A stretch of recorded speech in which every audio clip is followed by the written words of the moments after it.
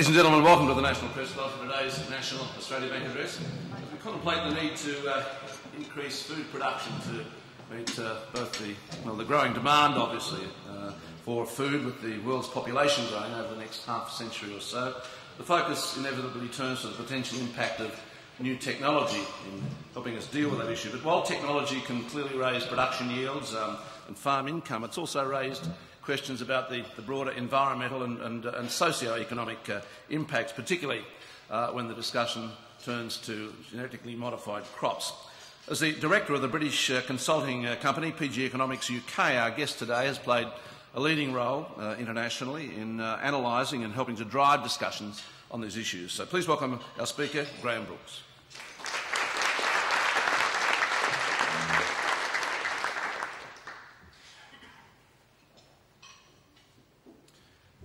Good afternoon, ladies and gentlemen.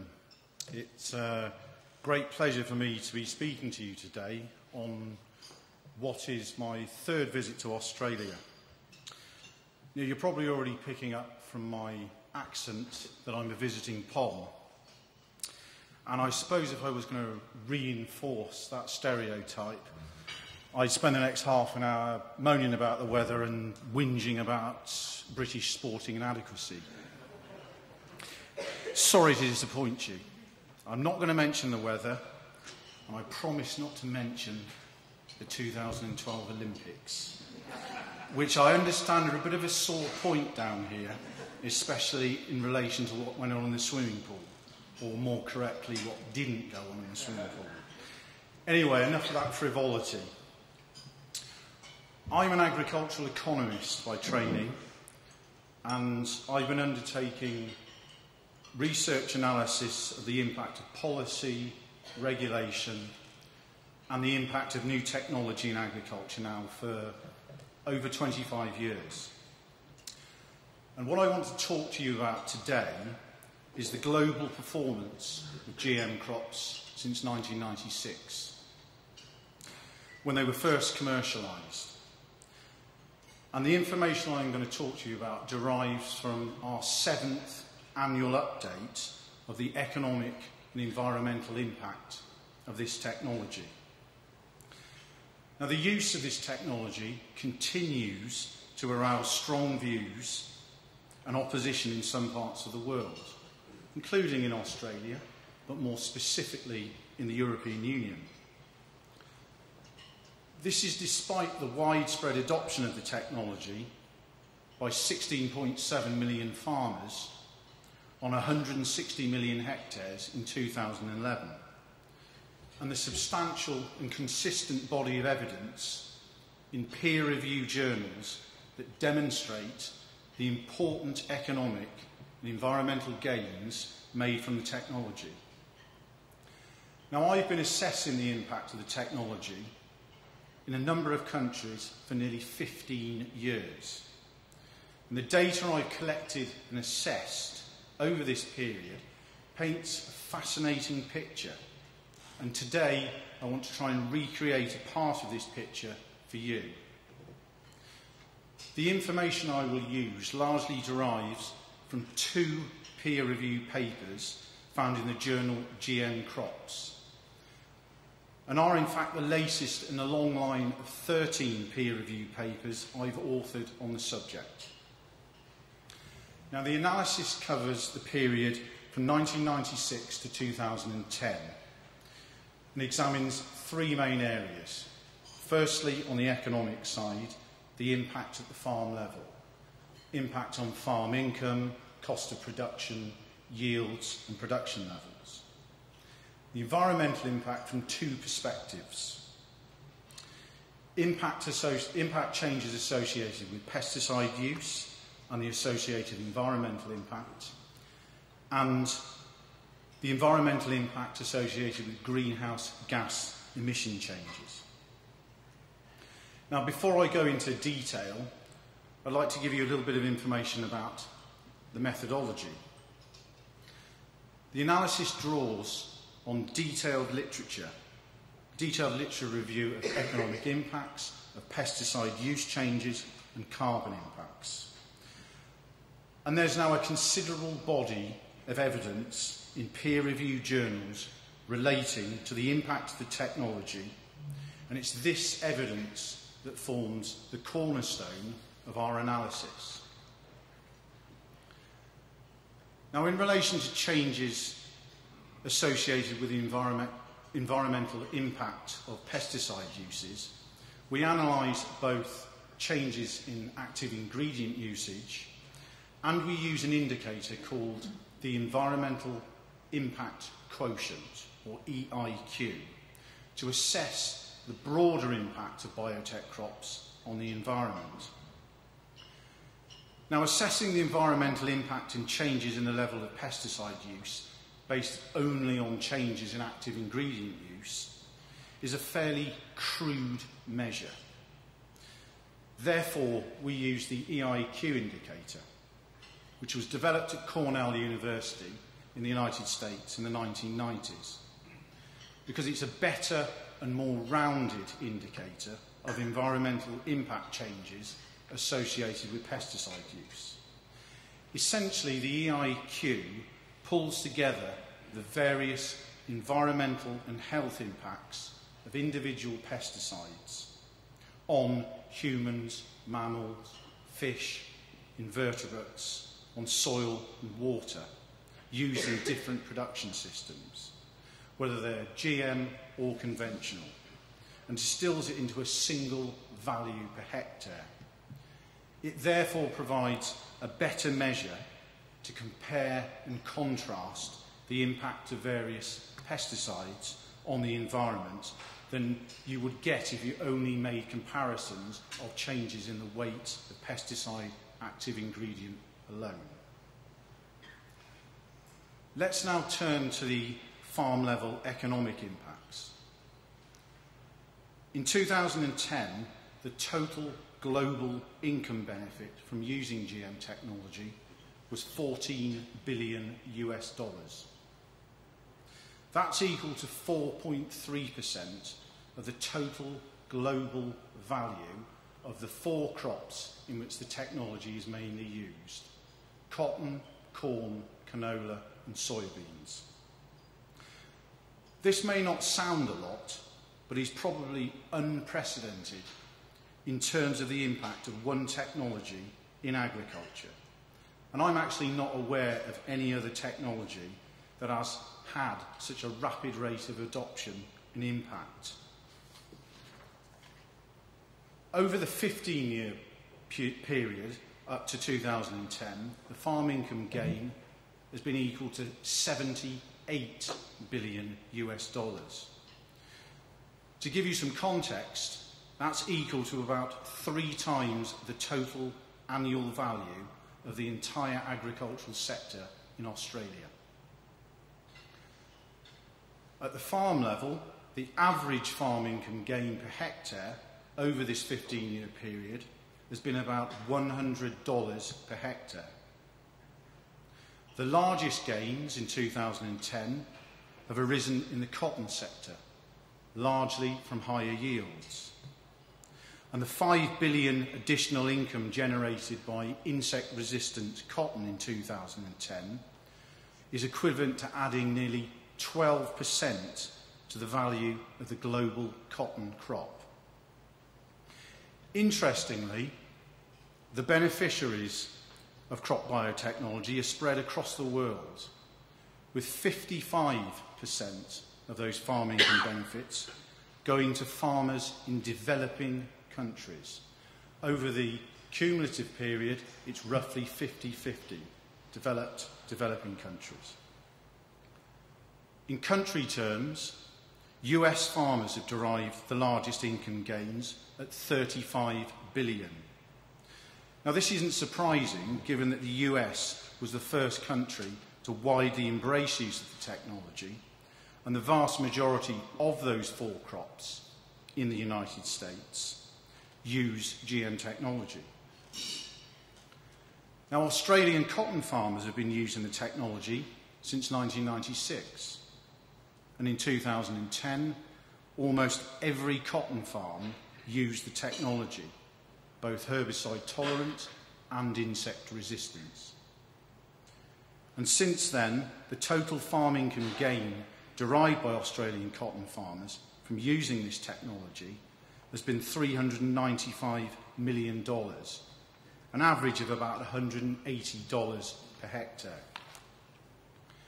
In addition, since 2008, some canola farmers in some states have had a restricted access to the technology. And in 2010, about 8% of the total crop used GM technology. And the total income gain from using herbicide-tolerant canola has been about $13 million, with an average of about $73 a hectare. So what creates these income gains? Very roughly, 60% comes from higher yields, and the other 40% from cost savings. The yield gains mainly come from the insect-resistant technology, and the cost savings mainly come from the herbicide-tolerant technology. The yield gains have also been greatest in developing countries. For example, the average yield gain across all the user countries for GM insect-resistant cotton has been 14.4% increase in yield. In India, the average yield gain has been over 40%. In South Africa, about 25%. The cost savings have mainly occurred in developed countries and been associated with reduced expenditure on pesticide applications and weed control.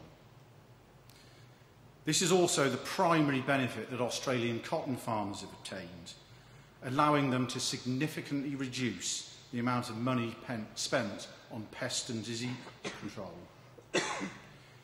In addition, the herbicide-tolerant technology has facilitated the wider adoption and maintenance of low and no tillage production systems. No tillage means not ploughing, which has, by effectively shortening the production cycle for crops like soybeans, has allowed what's called second crop soybeans to become an important part of South American, especially in Argentina, their growing seasons. What I mean by this is planting a crop of soybeans after wheat in the same season, as distinct from planting a single crop of wheat or soybeans in season. Now, prior to the availability of GM technology in the mid-90s, in Argentina, less than 5% of the soybean crop was second crop.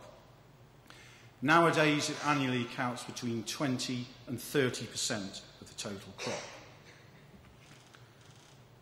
As well as these tangible and quantifiable impacts on farm profitability, there are other important intangible impacts of an economic nature. And many of the studies of the impact of the technology have identified a number of reasons as being important influences for the adoption of the technology. Now, time doesn't allow me to cover this issue in depth, so I'll just give you a few examples. In relation to herbicide-tolerant technology, an important benefit has been increased management flexibility and convenience that comes from a combination of the ease of use associated with broad-spectrum post-emergent herbicides like glyphosate and the increased or longer window that farmers have for spraying. This not only frees up management time for undertaking other farm activities, but it frees it up for undertaking off-farm activities and spending more time with families. In addition, improved weed control contributes to reduced harvesting costs. Cleaner crops mean reduced time spent harvesting. In relation to the insect-resistant crops, an important benefit has been improved production risk management.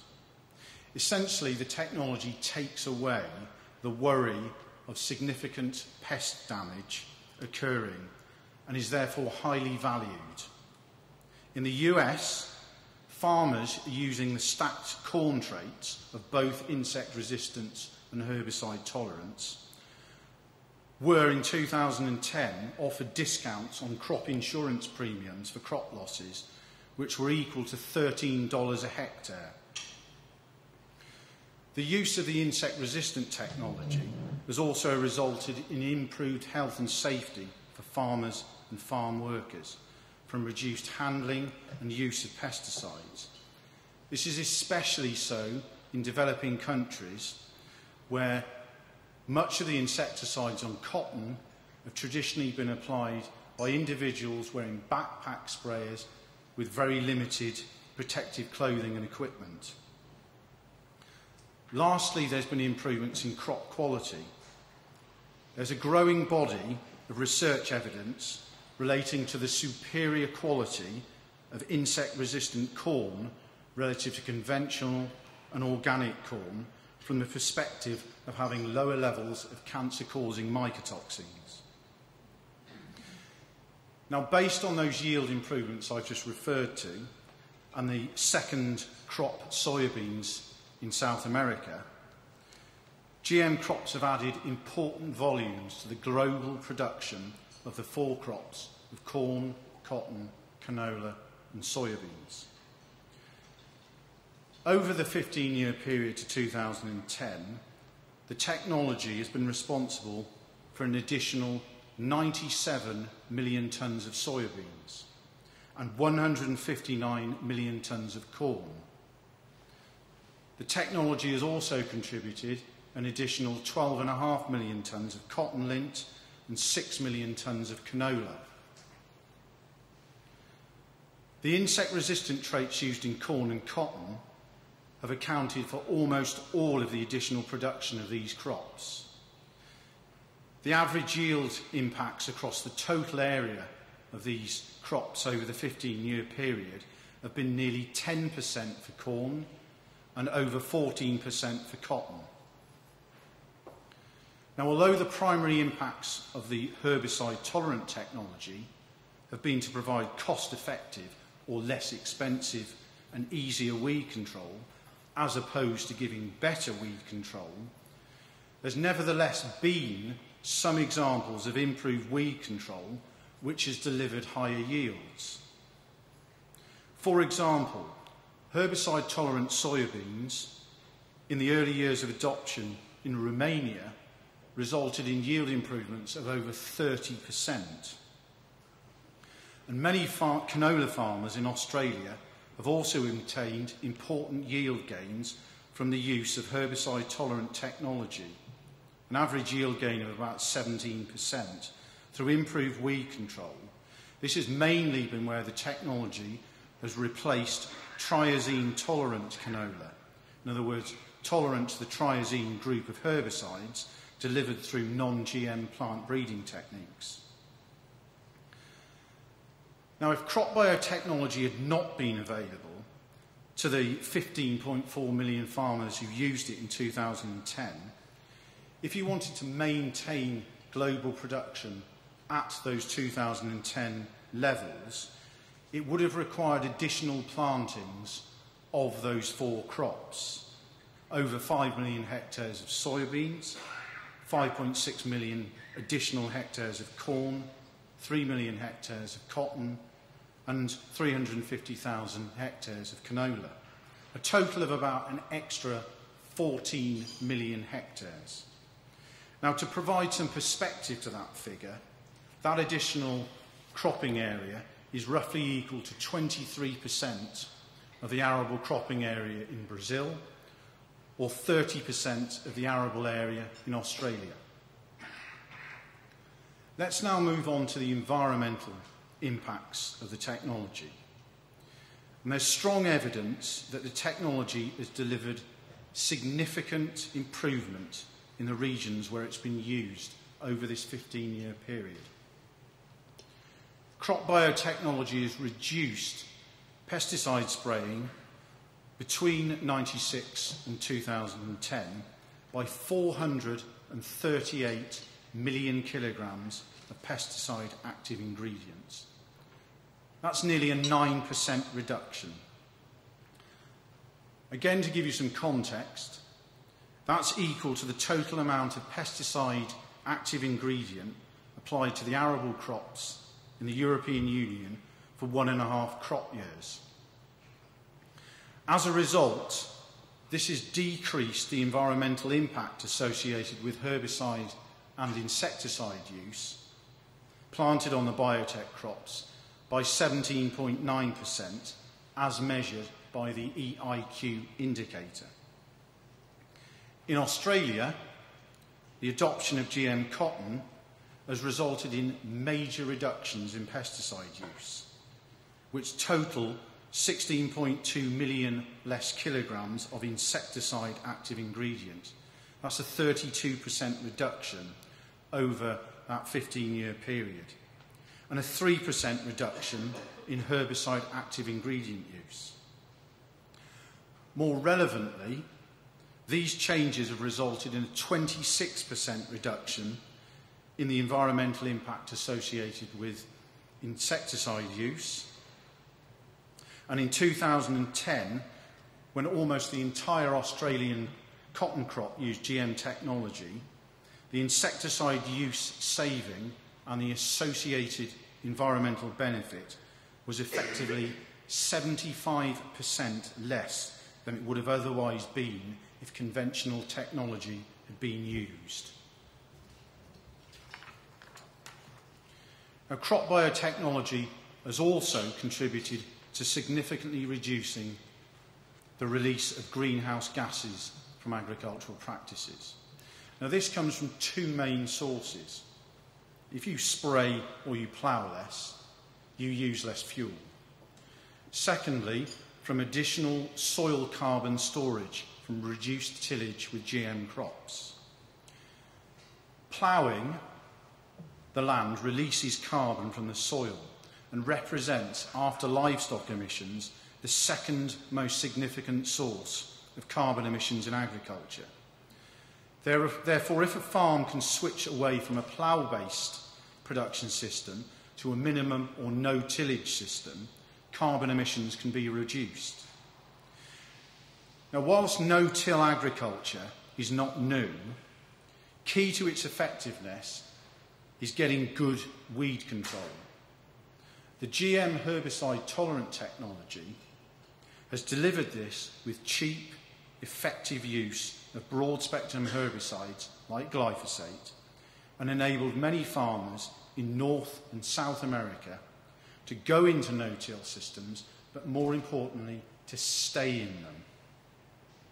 The carbon savings from reduced fuel use in 2010 were equal to 1.7 million kilograms less CO2 released into the atmosphere. And the savings from additional soil carbon storage via the no and low till systems has been a higher 17.6 billion kilograms of CO2 not released into the atmosphere in 2010. In total, this is a saving of 19.4 billion kilograms of CO2.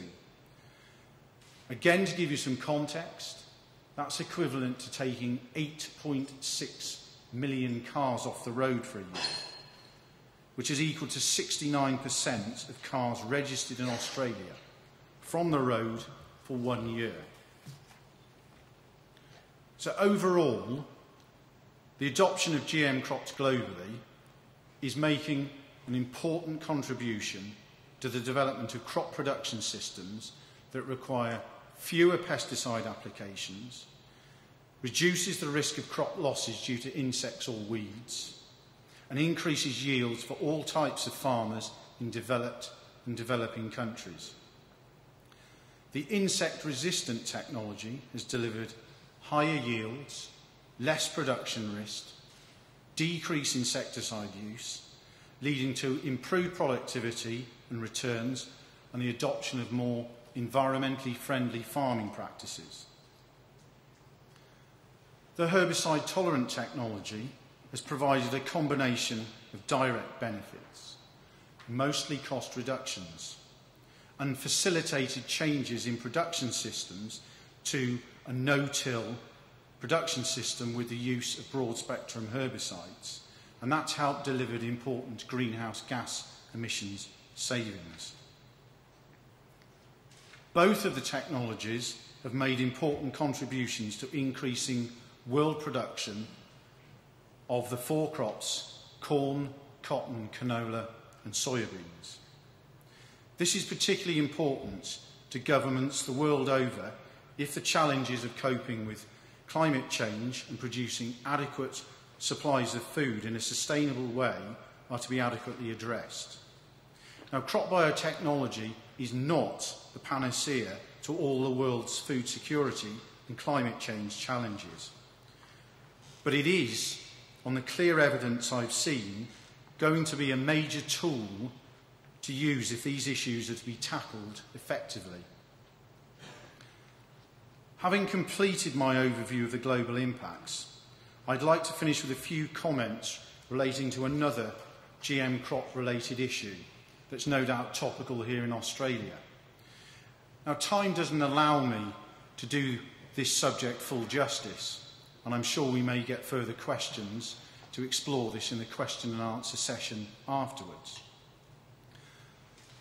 The topic I often get asked about when I'm travelling relates to the EU and GM crops. Now, I could spend hours telling you stories about what goes on in the EU on this subject, but suffice to say that the EU has got itself into a total muddle of its own making and is the ultimate textbook example of how not to regulate new technology use in agriculture. Now, the regulators, the scientists at the European Food Safety Authority, EFSA, are very competent, and they examine and make recommendations for the approval of the technology based on science. However, their recommendations are invariably ignored by politicians. So the EU has a total breakdown of rational science-based policy making, with several member states completely ignoring EU policy in favour of their own agendas. The end result is a non-functioning regulatory system. EU farmers are denied access to productivity-enhancing technology, and this hinders competitiveness both inside the EU market and on world markets. And citizens face periodic disruption to imported supplies of commodities like soybeans, corn and their derivatives. Now, I do see worrying signs here in Australia. Now, whilst the position is nowhere near as ridiculous as the EU, I do detect some of the European absurdity creeping in particular, allowing state governments to circumvent the entirely rational and science-based federal regulatory approval system with a hodgepodge of moratoria and restrictions. Now, in a country where agriculture and agricultural exports are key economic activities, I, as an economist, find it strange because it is and will continue to hinder your competitiveness on world markets. On this note, I will open to the floor to questions. Thank you.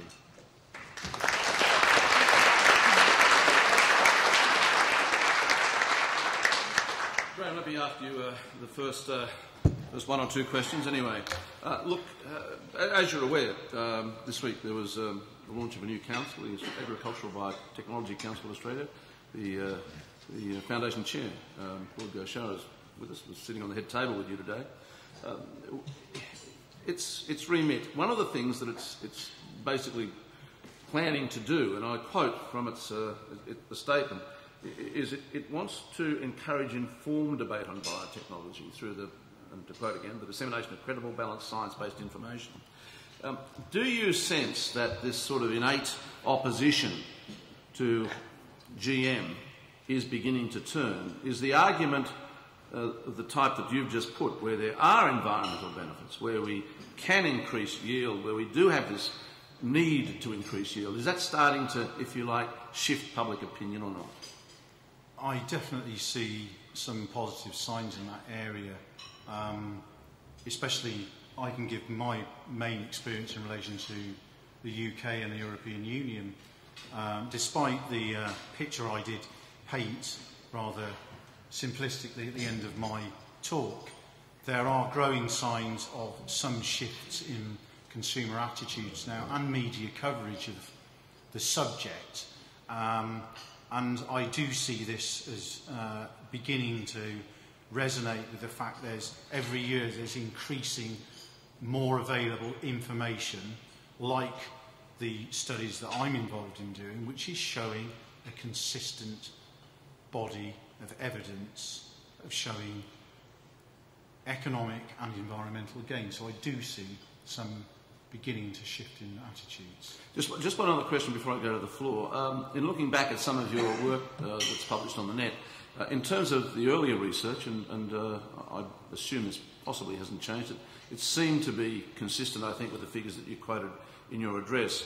The results of that initial analysis, which I think was roughly over the first decade or so, so it's some years out of date now, but was that in developing economies, the percentage cost in terms of gains in income of introducing GM was substantially lower, therefore the benefit was substantially greater in percentage terms than in developed countries. Now, I mean, I could make a guess at why that might be, but I'm asking you why that is. Two main reasons. And if that's still the case. Yes, it is still the case. Two main reasons. Farmers in developing countries tend to derive the higher level of benefits on a per hectare basis. And that's largely a reflection of under conventional agriculture, they tended to be make less use of conventional control mechanisms, so they've had more damage from weeds or pests. This technology is much simpler for them to use. You can say the tech's in the bag, they just put it in the ground. So they're getting the bigger benefits. And then the other side of the question is they have less developed patent protection and plant breeders' rights protection, so it can be more difficult in some countries for the technology providers to, for want of a better description, get their bang for their buck. But that's the other side of the question. But the primary reason is because the developing country farmers get the bigger farm benefit. Just one final question. At a conference that I chaired in Brisbane, Agri-Food Conference last year, an economist made the point that what technological advancement will mean is that one of the benefits will be, in terms of the whole food security issue, is not just increased yield of existing productive land, but that land which is, if you like, at the borderline now in terms of being too marginal to use, will potentially become usable. Now, the farmers, this is a question I've raised before, I must say, in this forum, the farmers present really dismissed that idea. I'm wondering what your views are, and are we seeing any evidence, in fact, of that happening? You're already seeing it. I'll give you an example. In Argentina, there's a central grain belt where most of the corn and soy is grown. When herbicide-tolerant corn became available, it expanded into surrounding areas which were traditionally not planted to arable crops because they were considered too weedy and too expensive to control the weeds. The technology with GM herbicide-tolerant corn meant they could clear the weeds cheaply and effectively and expanded it. So it has already had some influence, and you may see in the next year or two in the United States the adoption of drought-tolerant corn, enabling corn to be planted in some areas where at the moment it's considered to be more marginal. Though on the basis of this year, probably most of the American corn belt's marginal. I'll take a question from the floor now. First one, Latika Berkeley, ABC. Just that should come up. Yes, just. Thank you very much for your speech. It was very interesting. You presented so many economic arguments for genetically modified crops. I'm wondering whether you think that its acceptance around the world will eventually be inevitable, or do you think that fresh research, like the one out of France today, showing that rats fed Roundup-tolerant maize developed tumours and lived shorter lives, will mean that the process is a very slow one, if at all? Well, as I said, I think the process is starting to move because of the overwhelming body of evidence which shows the positive benefits. There will, however, always be a minority who are ideologically opposed to the technology and will continue to make negative comments or perceptions about the technology and continue to fund people to do studies such as the one that was publicised yesterday. I mean, in relation to that particular study, I mean, I'm not an expert in that field, and I'm sure that those who are expert in the field will read the paper and draw their own conclusions and make an assessment on the veracity or otherwise of that analysis. I would, however, say that the primary author of that work does have a track record of producing work in this area which, on careful examination, has a fundamental lack of substance. And also, as a layperson who's not an expert in that field, you only have to look at the press release to see that there's some misinformation there, in that it refers to it being the only long-term study of its nature. Well, if you actually look at the journal that it's published in an earlier edition this year, there's a paper that reviews at least 12 long-term other studies. Next question from Craig Cornick. Thanks for that talk, Graham. Simple question. We know that GM crops tend to have more farm benefit than consumer benefit. Will there be a game changer, you think, when the second generation GM crops start arriving with more consumer benefits in them? 2 points to that is, I would say that the consumer has already got significant benefit from this technology, but it's difficult to convey that to them. The environmental benefits benefit us all, but they're not always first-hand and easy to convey to consumers. But yes, from the perspective of, I think, where you're coming from, is the development of what are known as quality traits, which consumers can readily identify with. And the first generation of those is not far away, probably in 3-4 years' time. New oil crops that have got altered profiles, which essentially are things like lower trans fat oils. These are already in the regulatory approval system in North America, and I expect them to come to the market in the next few years. But yes, they will make it easier to convey direct consumer benefits. Just on that, I mean, because we're not just in terms of GM, but in terms of technology generally. I know of one, just one I must say, but one product that came out of CSIRO work, and I was involved with it ultimately coming to market through the private sector, a product called Barley Max, which carries with it certain health benefits, and that's promoted. Are we seeing, we've not seen very many of those products on the market yet or not? Well, you're already seeing them on the market. They don't have to, it's not exclusive to them being produced using GM technology. Yes. You've got some improved oil profile crops being grown around the world with conventional technology.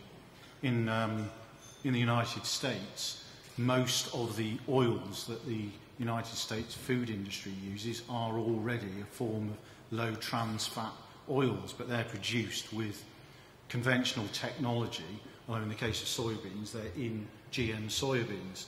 So that conventional tech is given the quality trait, and they're incorporated within the GM herbicide-tolerant soybeans. A question now from Ian Patterson from Rural Business magazine. Thanks for your talk.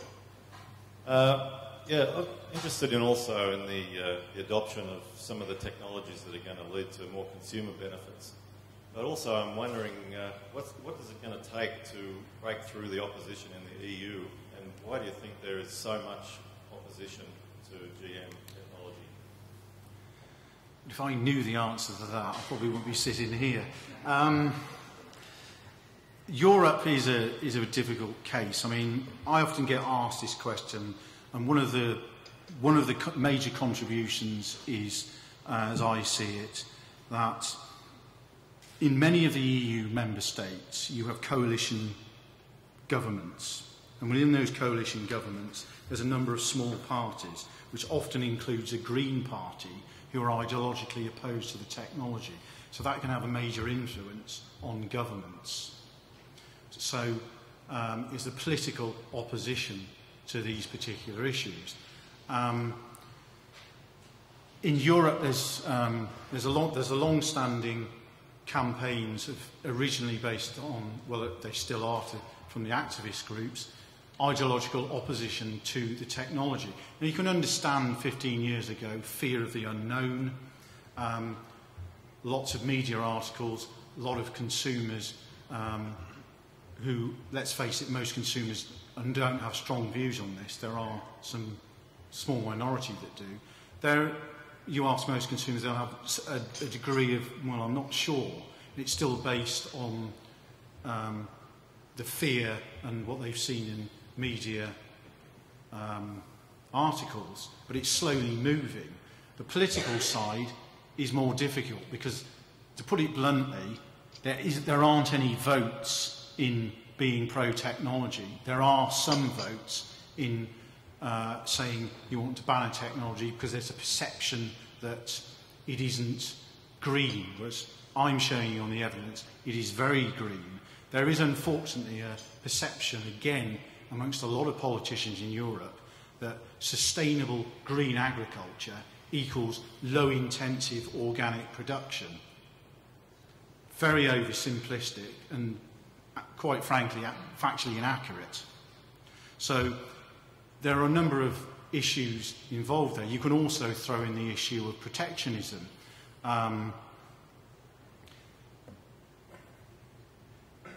EU agriculture may perceive that, oh, if we don't have the technology, we can keep it out. But the irony is, we have a regulatory system that does eventually allow imports, but it doesn't allow its own farmers to use the technology. So the way politicians have implemented the system in the EU has resulted in tying the legs of European farmers together so that they can't use it, but they have to compete with it. So there's a number of issues there which make it difficult to try and say how you get out of this particular issue. I think it will move, but it's going to move very slowly. How's the green movement, particularly at the, if you like, the political level, traditionally as an opponent of GM, responded now in the face of these clear environmental benefits, which have been proven? What's been their reaction to that? Denial. They just ignore it, or they will try and produce analysis. It's the same with the issue of clinical studies, animal studies, this sort of thing.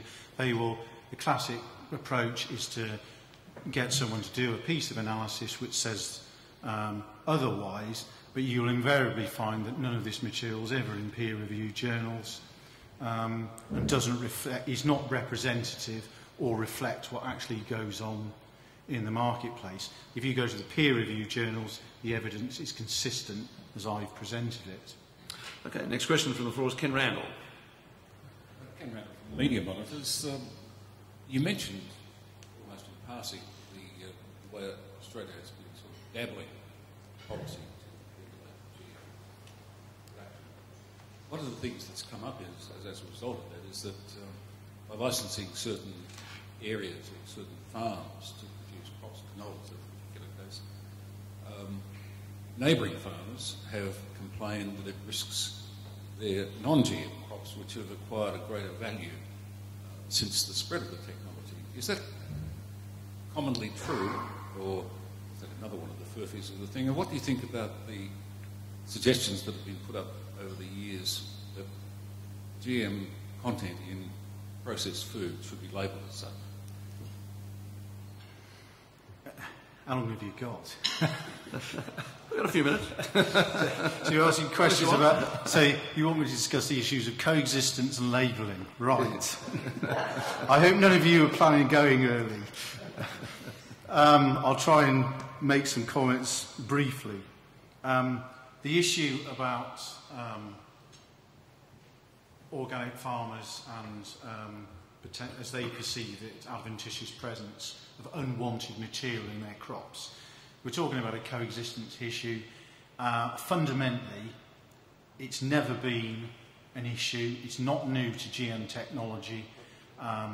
Farmers have been getting on with their neighbours, and if they're growing specialist crops or seed crops, have been doing that for many years. They know how to coexist and use measures that ensure if one farmer's crop might result in adventitious presence moving across, they know how to deal with it. Seed companies have been dealing with it for many, many years, so it's not a problem.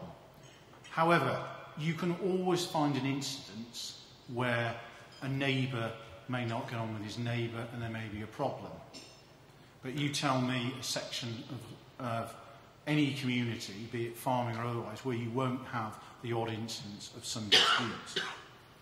Now, as I understand it, in the particular case that you're potentially focused on in relation to canola in Australia, the fundamental problem here, apart from coexistence between farmers, is that you have a national standard for organic agriculture which gives zero tolerance threshold for the presence of unwanted GMOs.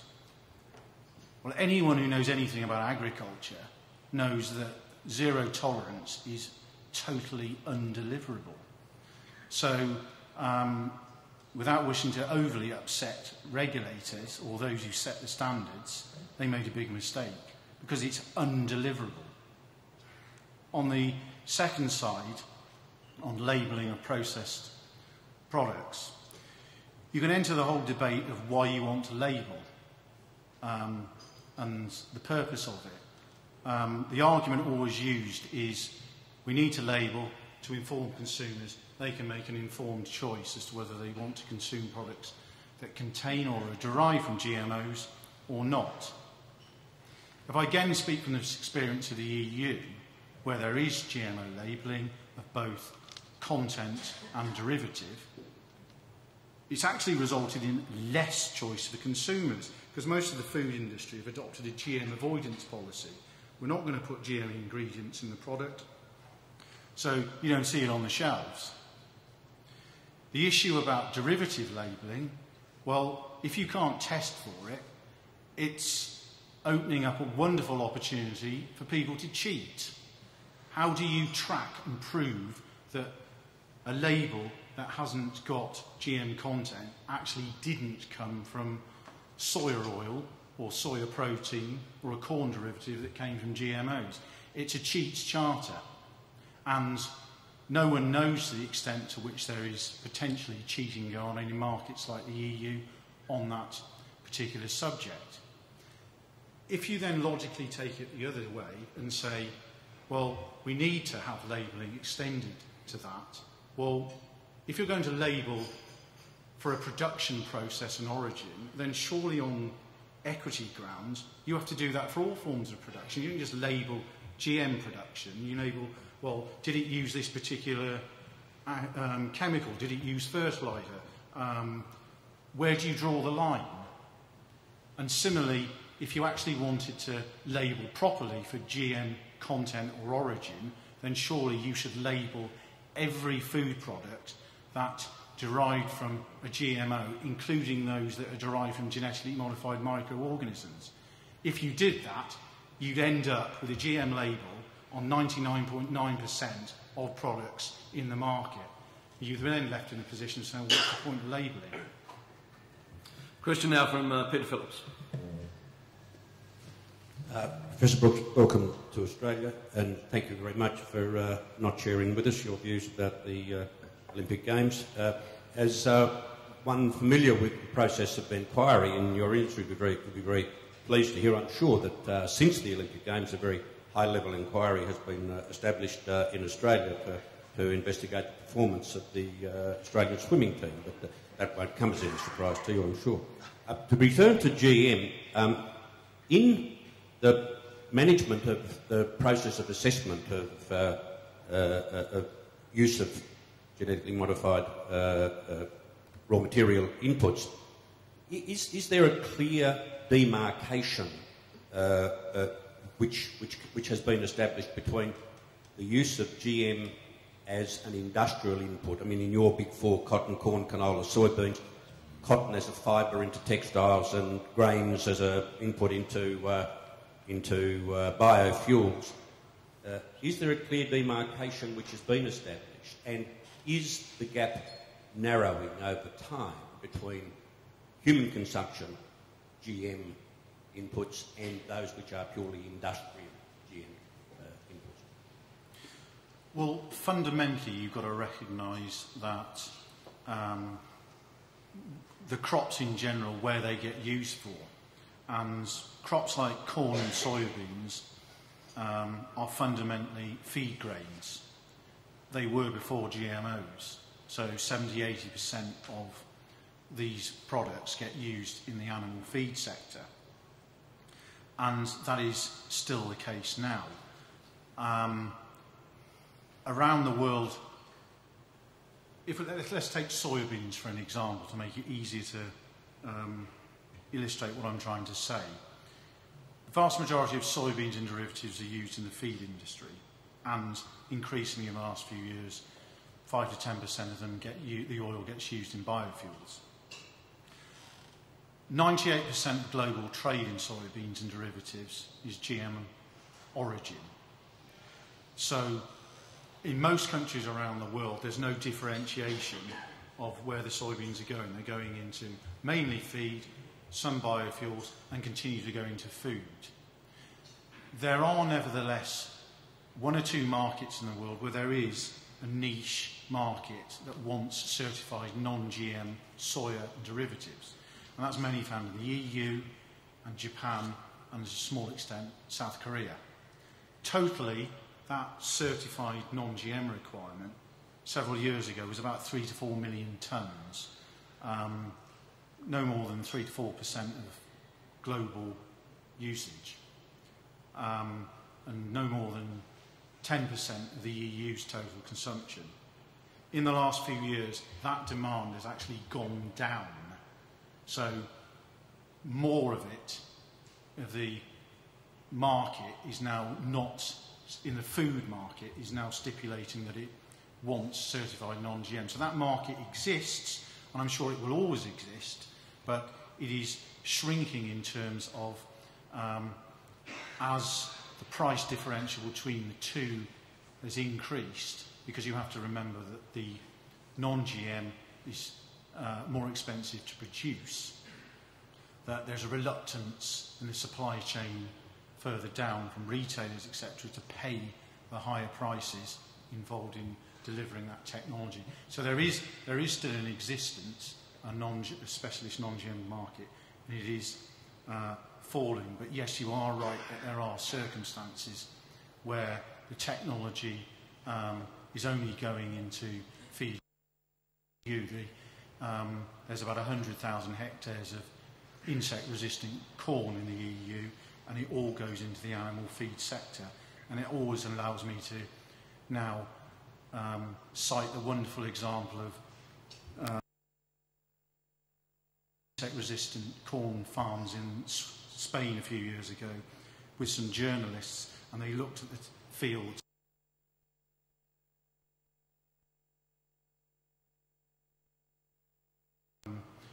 not particularly good, and the GM next to it, and I said, we eat the other stuff. Question now from Morris. Some of the opponents of GM crops don't dispute the benefits, but they are becoming alarmed at the growing. Are we open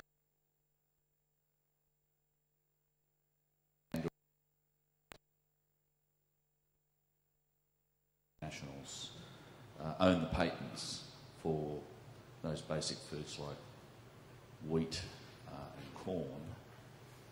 Do you think it might, as a corollary to that, do you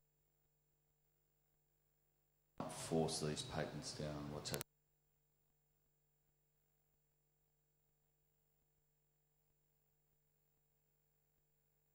an oversimplification to say that the technology is only multinational companies. Yes, large multinational companies are very part of the reason for that. It's very expensive to do the research, and it's the cost of getting it through regulation contribution to excluding smaller businesses from bringing products to the market, especially is developed in public sector bodies. They just can't bring it to market without the involvement of a large company. But having said that, the technology that's currently available is not exclusive to large multinational companies. Virtually all the cotton in China comes from the public sector. Even in India, there are 3 or 4 BT cotton events that don't come from the large multinational companies. So there are other avenues to bringing the technology to the market, and I think you're going to see increasingly this route of public sector involvement and cooperation with businesses both small and large in bringing technology to the market, especially in crops that are less of an interest to large companies like corn. And this will be especially relevant to crops that are more relevant at a national rather than an international level. We'll finish with a couple of questions from 2 of our student members. The first is Melissa Meadowcross from the University of Canberra Press Club. Hi Graham, interesting talk. I was just wondering, the possibility has been raised of creating new allergens as a result of GM crops. Is this a realistic possibility, and how do you mitigate that risk? Look, I'm not an expert in that field. That's to do with safety, assessments and assessment of risk. It's not an area that I'm an expert in, but I would say that these are exactly the sort of issues that anyone wanting to bring the technology to market has to cover off when they submit their dossiers for regulatory approval. So I would say that these sort of issues are adequately addressed during the regulatory approval process, and if there was ever a problem identified, it would get weeded out before a product came to market. But it's not my area of expertise. And our final question today from Daniel Rose from the Australian National University. Thanks for your talk today, Graham.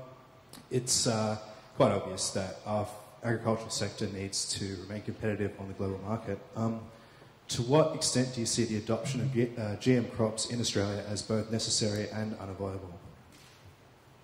Well, you already have it dominating your cotton sector.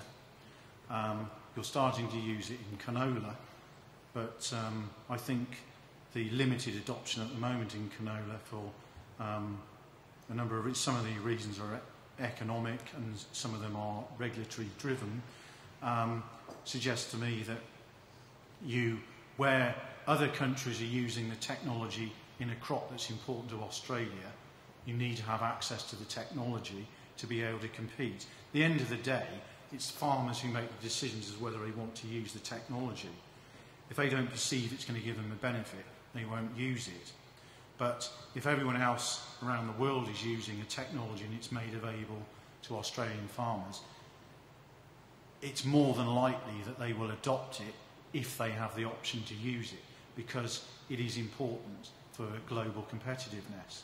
And given that Australia has the agricultural sector and exports are very important to the economy, I would see the adoption of any new technology that enhances productivity or reduces costs, including biotech, as key to ensuring the continued competitiveness of Australian agricultural products. Let's conclude on that point.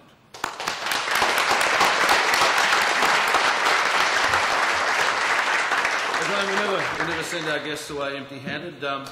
Here's a membership card. I know that you're only in Australia for a few more days, so you may not get a chance to use it this time, but I also know that you, I think you said you tend to do a trip around the world for a month or so, or 3 weeks every year. So we are affiliated with a number of clubs, so you might well get the chance to use it in other countries as well.